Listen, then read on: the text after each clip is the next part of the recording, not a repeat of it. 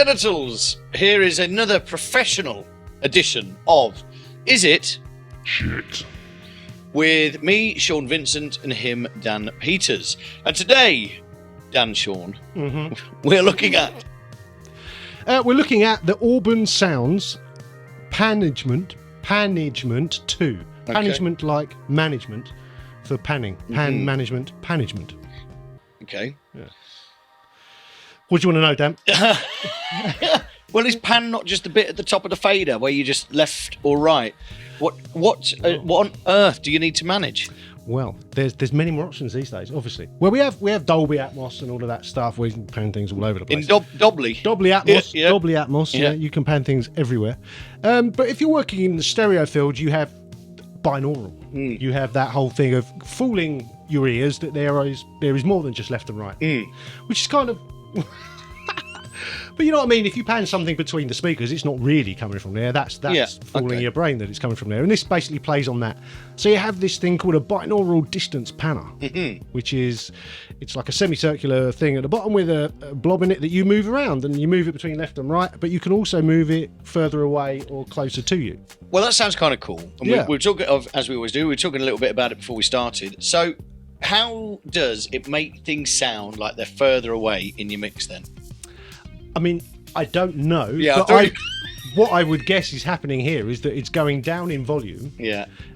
It might be adding a slight bit of reverb to it, yeah. And it's changing it tonally slightly, I think. You know, it's a bit like... proximity effect. Yeah, that whole thing. Yeah, it's just pushing it away. Yeah. It does work. It's really interesting. I reckon we could have come up with that now. I've gone through it. You reckon we could have come up with it?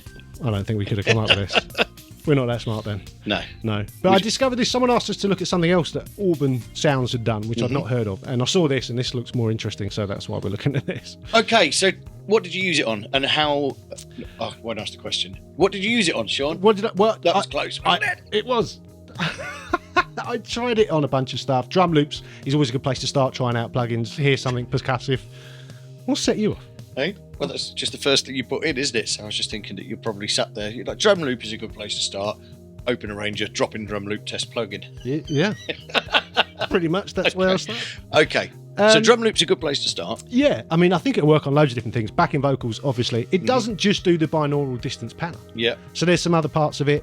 There's a width enhancement thing. And, you know, obviously we get a lot of these stereo width enhancements. They're on all the Brainwork stuff now, and on lots of other things. This one sounded different. It sounded really, really interesting. I'm not sure I'd use it on anything massively important in the mix because it does do something strange to it, but I would definitely use it on some BVs or some backing vocals.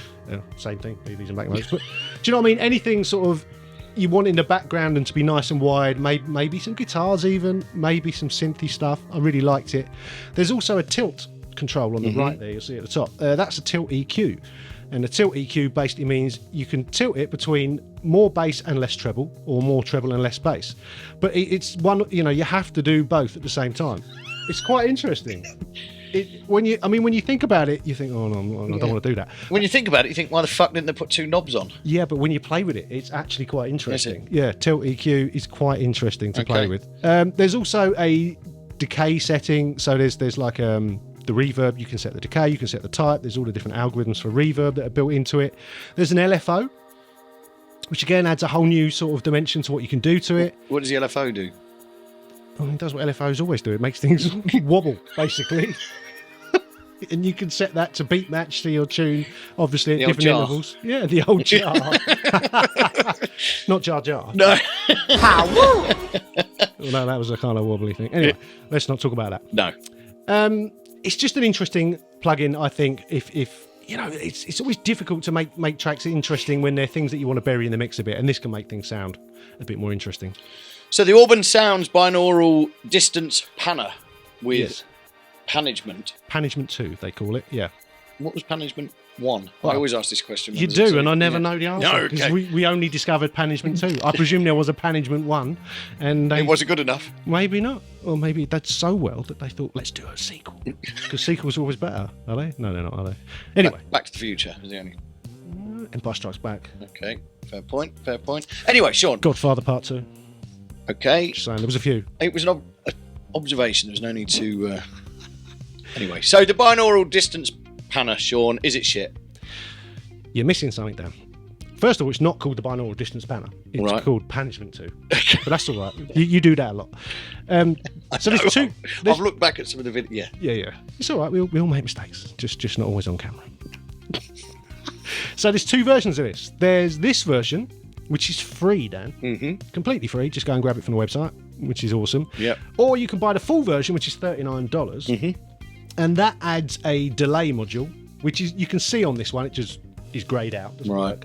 And it also adds this chip, which I'm not sure what it does. I love chips. I've no idea what it does. You can actually see a graphic of a processor on there. So I'm not sure what that does, but apparently it does something cool. So for $39, you can find out what those extra bits do and whether they're worth having or not. But I'm purely recommending the free version because for free, this is quite interesting. If only for the width and the binaural distance panner, that's worth having all day long. I would use that in a mix. Okay, so not shit. Not shit at all. No. Auburn sounds. Can't be shit if it's free and it does something interesting. Excellent stuff. Yeah. We've got something to add, haven't we, on the end of this little... Sorry. Careful. Mind your mic. I know, yeah. Mind your mic. Like, new edition. We've got something to add. We have got a few things to add. So... Where should we start? Well, let's start with the Patreon, because that's getting paid, isn't it? That's the important bit. Yeah, I mean, if you want to, if you're one of those people that is really generous and kind and you want to support the channel, want to see more, we have a Patreon now, which will be in the description below. That would be really awesome if you fancy doing that. It just enables us to do more of this and to buy more plugins, buy more beer and spend more time making videos, which is what we want to do because we enjoy it and you enjoy it too, we hope. We also have a merch shop now, so you can click on that down below in the description and there are lots of ridiculous things you can waste your money on, like t-shirts, hoodies, cups, mugs. Camping mugs. Camping mug, yes. A bit overpriced that, I think. 15 quid. 15 quid for a mug. Don't buy the camping mug. Stickers, all kinds of silly stuff. But if you want to buy it, that'd be awesome. That will help support the channel as well. And the other news, Dan, is what? Have you forgotten? No, that. Yes, I have. Okay. So, as of the next episode, we are available for sponsorship. Ah, yes. Sponsorship. So you can sponsor donor. what we wear. So people have mentioned the t-shirts quite a lot, where we've got them and stuff. So we thought, why not rent ourselves out to wear t-shirts from a brand? So as of next week, we will be branded. And if you want us to wear your t-shirts, get in touch and we will gladly wear them. Anything you like. And in between sending us money, buying our stuff and sending us t-shirts, please subscribe to our channel and do that and click the old notification bell, and when we're releasing a new video and talking a load of shit like we always do, you'll get to know about it. Adios. See you later.